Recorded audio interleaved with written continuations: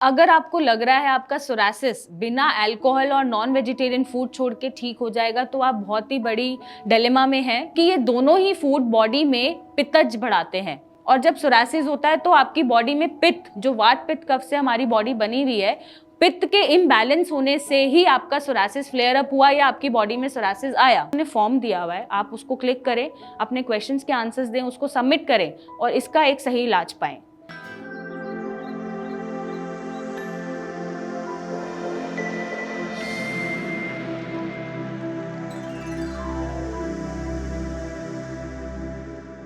अगर आपको लग रहा है आपका सोरासिस बिना अल्कोहल और नॉन वेजिटेरियन फूड छोड़ के ठीक हो जाएगा, तो आप बहुत ही बड़ी डिलेमा में हैं, क्योंकि ऐसा नहीं हो सकता।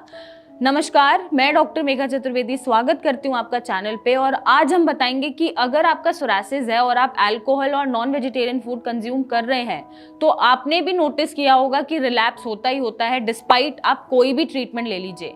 और ये आपको क्यों छोड़ने की जरूरत है, आज हम इस वीडियो में बात करेंगे। और हम अगेंस्ट नहीं है नॉन वेजिटेरियन फूड के, इट्स बीइंग अबाउट चॉइसेस। और जब आपको सोरासिस है तो आप कुछ पर्टिकुलर चीजें नहीं कंज्यूम कर सकते, क्योंकि आपका लिवर उसको पचा नहीं सकता ढंग से, तो सोरासिस में फ्लक्चुएशंस देखने को आपको मिल जाते हैं। सबसे पहली चीज, अगर आपका सोरासिस है या आप सोरासिस रिकवर भी कर गए हैं, तब भी आप अल्कोहल और नॉन वेजिटेरियन फूड बिल्कुल नहीं लेंगे। क्यों?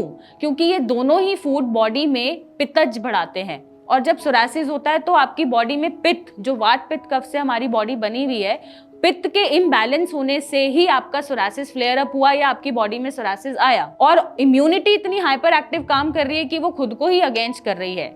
ऐसे में जब आप अल्कोहल या नॉन वेजिटेरियन फूड कंज्यूम करना शुरू करते हैं तो आपकी बॉडी में पित्त बढ़ जाता है। पहला रीजन, वो सोरासिस को एग्रावेट कर जाता है।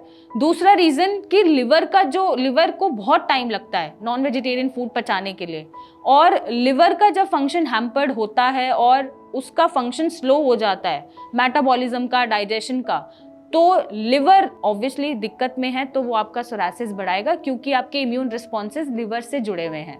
उसमें इम्यून रिस्पॉन्सेज हैम्पर्ड हो जाते हैं और आपका सोरासिस फ्लेयर अप हो जाता है। अब सवाल ये उठता है कि अल्कोहल कैसे छूटेगा इतने सालों का। सिंपल सा लॉजिक है, अल्कोहल बिना विल पावर स्ट्रॉन्ग करे नहीं छूट सकता। मुझे पता है ऑब्वियसली आप इतने सालों से अल्कोहल ले रहे हैं और आप एक दिन में अल्कोहल छोड़ दें, हाईली इम्पॉसिबल। बट आप कंट्रोल करके और आप ये सोच के कि यस, जितना टाइम मुझे जीना है वो आप ऊपर वाले से लिखवा कर आए हैं, ये हमारे हाथ में नहीं है, किसी डॉक्टर के हाथ में नहीं है, आपके हाथ में नहीं है। तो आपको डिसाइड करना है कि इतनी भयंकर बीमारी जब चल रही है, इतनी डेंजरस बीमारी है जो आपको तकलीफ दे रही है, उसको कंट्रोल करने के लिए और अपनी जो बची हुई लाइफ है उसको ढंग से स्पेंड करने के लिए जब अल्कोहल छोड़ने का वो विल पावर होगा या एक स्ट्रॉन्ग थॉट होगा, तो वो जरूर छूटेगा। अब बात आती है नॉन वेजिटेरियन फूड की। आई नो, क्योंकि जो नॉन वेजिटेरियन फूड कंज्यूम करते हैं उनके लिए मुश्किल होता है फूड को स्विच करना, बट आप ट्राई कर सकते हैं। आपको प्रोटीन चाहिए बॉडी में, नॉन वेजिटेरियन फूड आपको सिर्फ प्रोटीन देता है, तो प्रोटीन के लिए आप दाल, ओट्स, सोयाबीन, बीन्स, दूध पे स्विच हो सकते हैं। और इन सारे फूड आइटम से आप अपना प्रोटीन की मात्रा डेली बेसिस पे पूरी कर सकते हैं। हम नॉन वेजिटेरियन फूड के खिलाफ नहीं है, बट सोरासिस में आप इसको नहीं ले सकते, क्योंकि जैसा मैंने डिस्कस किया, लिवर को बहुत टाइम लगेगा इसे पचाने में और बॉडी में पित्त बढ़ाएगा। साथ ही साथ आप खुद सोचिएगा, हम ह्यूमन बीइंग है, हमारा अलग क्लास ऑफ फैमिली है, जो एनिमल प्रोटीन है वो अलग जाति है या प्रजाति है। अब उसकी चीज या उनको जब आप खाना कंज्यूम करेंगे तो आपको लगता है कि आपका पेट बना है उनको पचाने के लिए।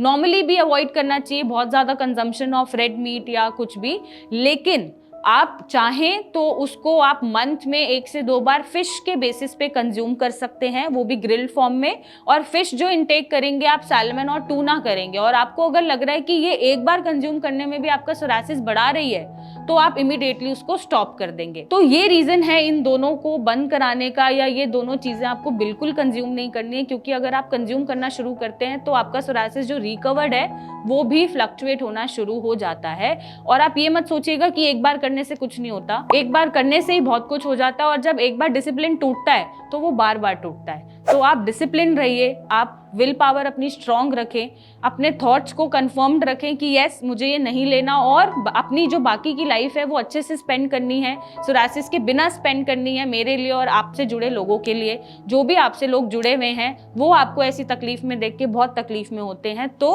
आप अपने लिए और उनके लिए इन चीज़ों को कंज्यूम ना करें, ताकि आपको सोरासिस के लिए बार बार किसी डॉक्टर की जरूरत ना पड़े और आप अपना जीवन ब्यूटीफुली स्पेंड कर सकें। और अगर सोरासिस की दिक्कत है जिसका सोल्यूशन आपको नहीं मिल रहा है, तो एक डिस्क्रिप्शन बॉक्स में हमने फॉर्म दिया हुआ है, आप उसको क्लिक करें, अपने क्वेश्चंस के आंसर्स दें, उसको सबमिट करें और इसका एक सही इलाज पाएं। Till then, thank you and take care.